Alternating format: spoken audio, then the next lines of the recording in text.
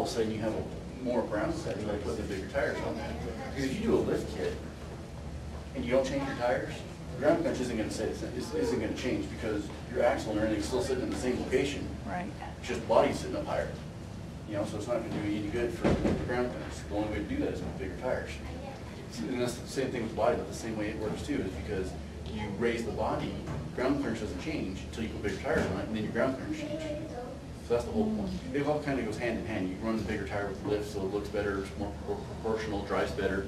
And, you know, you get a big tall truck with little bitty tires on it, you know, it's going to be a lot more topsy-turvy and a lot of different factors that just go into it. So that's basically the ground clearance angle, I guess you'd say, is how that works. But if you combine the suspension lift as well as the body lift, you can get even bigger tires? You can do that. I mean, that is a popular way. You don't see it quite as much anymore, but sometimes you can only go so much on a lift and you're stuck. You really just, unless you start getting into real custom things and big high price tags, you can't really do them. So yeah, that's the way you do it. You do, like for instance, a common combination is a 6-inch suspension lift and a 3-inch body lift. It gives you about 9 inches of lift. Now in most trucks, a 6-inch suspension lift will give you about 35-inch tall tires, where you add a 3-inch body lift and that takes you up to 37s or 38s depending on the truck. So that's an extra about average 6-inch ground clearance from your stock Well, vehicle? roughly. I mean, it doesn't necessarily work that way because see, you figure your stock size tire is, say, let's just call this 31 inches. Okay, and then say we go to, well, if you go 37, to kind of show you what you're talking about. Say we go to 37.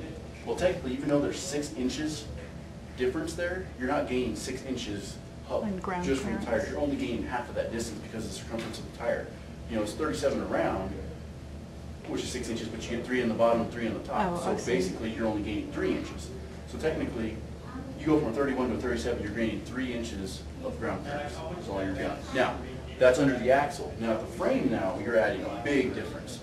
Most trucks, you know, your frame distance to the ground is probably, you know, say 20 inches. I don't even know if that's an accurate number or not, but it's about right. So you have 20 inches. Well, you lift that truck up, you know, 6 inches, and then add, you know, because the frame's not going to change when you do a body lift. So you say you lift that up 6 inches, so that takes that number to 26 right there, without even changing tires.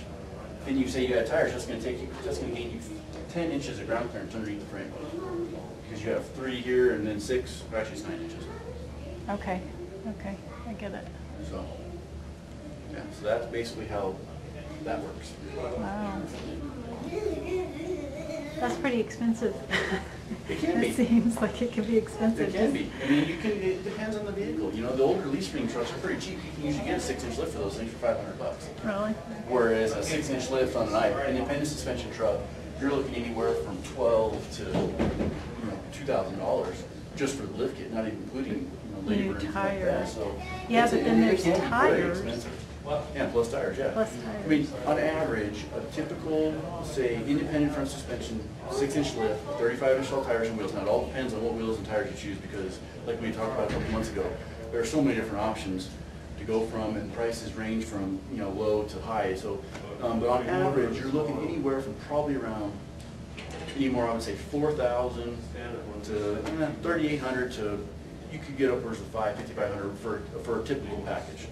You can make that package, it can be even more, it can be $8,000 if you pick some real high fancy, like 22-inch wheels with tires, and you know, you're starting to talk $400 a piece in tires and $400 a piece in wheels, and then you start getting, that price goes way up. So it just depends. So yeah, it can be a pretty expensive thing. But you're not going to pay something like if you're truly trying to do this just to go off-road and sort of beat up and have some fun and stuff. I mean, you're not. Well, yeah, you're not going to spend that much money. You know, I mean, if you're just going to use this vehicle off-road, chances are you're going to probably use the smallest wheel you can use instead of a big wheel like a 22. You're not going to use a 22 to go off-road, and it's just not going to work. You know, you'll probably use a 17-inch wheel with a 35-inch tall tire. You'll probably use a steel wheel versus an aluminum wheel, which is going to keep your costs down as well. So yeah, so I mean, if you're going to use it for off-road wise, oh yeah, definitely, it's going to be cheap. If you're going to use it, if you're going to get a vehicle for using off-road, chances are you're going to be getting one of the old trucks with the good old-fashioned leaf springs and stuff, you know, because they're real simple to use, way cheaper. I mean, you could do a setup on one of those trucks for probably under $2,000 if you wanted to, wheels and tires, depending on what you pick. Because that's a lot more simple. It's just basic, you know, easy stuff. But you can change the suspension on any vehicle. For the most part, yeah, for the most part. I mean, anything's possible. If somebody wants to do it, you can do it. I mean, if you want to do custom fabrication, anything's possible. Now, there are some vehicles out there that you're just not going to get lifts, and that's mainly because there's no demand for it. You know, not very many people, you know, that buy a Chevy Trailblazer are worried about lift kits. Now, is there some stuff out there? There is a little bit out there, but not the same thing as you'd find for a Tahoe, Okay. you know, or something like that. But most of your pickup trucks out there, yeah, you're going to find that almost everybody makes something, at least a minimum of 2 inches anymore, because that's the thing nowadays is leveling kits. Leveling kits is the hot thing. I mean, yes, you still get those guys coming in with the 6-inch kits and stuff like that, but for the most part, I shouldn't say guys, gals ain't got them. But you mainly get leveling kits, because that's the hot new thing these days, is you can just bring the front of the truck up a couple inches, gives you room for a bigger tire, and most people go from there. Helps, keeps you better gas mileage, you know, keeps costs down. It's a big, you know, that's a big thing. That's what a lot of people do these days. So a leveling kit is just the front?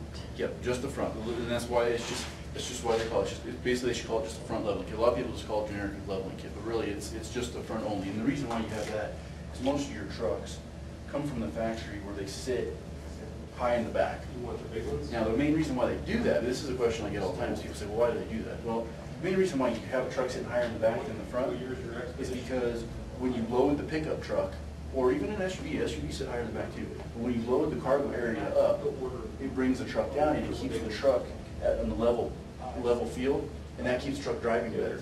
Because what will happen is if the truck was sit low, level all the way, and then you put a load in the back, then all of a sudden the front end's coming up, and then your steering gets loose because the steering droops, and it's a lot. Your braking isn't the same, the steering isn't the same, so it's unsafe.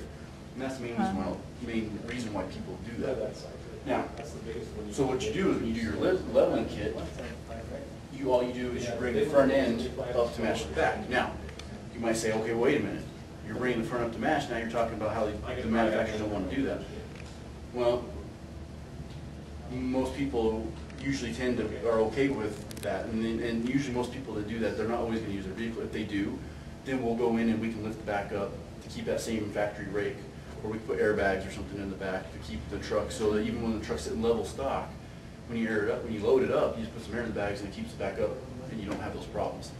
So that is basically the way leveling kit works. Just brings the front end up, matches the back, and then on some vehicles it doesn't even match. The back will still sit higher than the back and the front. Because some vehicles, I mean, you get some stock Forge Dodges in here, and they'll sit 3 or 4 inches higher in the back than the front, and you just can't do that. I mean, then you have to go full suspension lift once you start getting that much lift. So leveling kit is always, it's basically 2 inches or 2 less? inches, yeah. I mean, 2 to 3. 3 is about the max on a leveling kit, but 2 inches is your average lift is just 2 inches. Some vehicles you can only get an inch, it just depends on the truck. But if they use the vehicle, if they use like a truck and still want to haul and load, then it's best to add airbags. Yeah, airbag. That's what our recommendation is to do airbags. Some people, you could do add-a leaf, you could do block. All that'll do is it's just going to basically make it look right. It's not going to help. It's not going to add any function to the vehicle. Where airbags are going to make it more stable.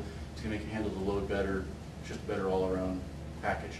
So that's why we recommend that versus just adding an add-a leaf or something. It's just going to lift the truck a little bit taller, and that's about all it's going to do. So it'll make it look right, but it's not necessarily going to make it operate the optimum way. Okay. That's good. So, but if there isn't any other questions, then I think that will conclude our TU how-to on lift kits. And again, if you have any questions, you always feel free to email us at sales@truckshunique.com. Give us a call, 1-800-765-1791, or you can go check out our website, truckshunique.com. Again, my name is Chris. Thanks for watching.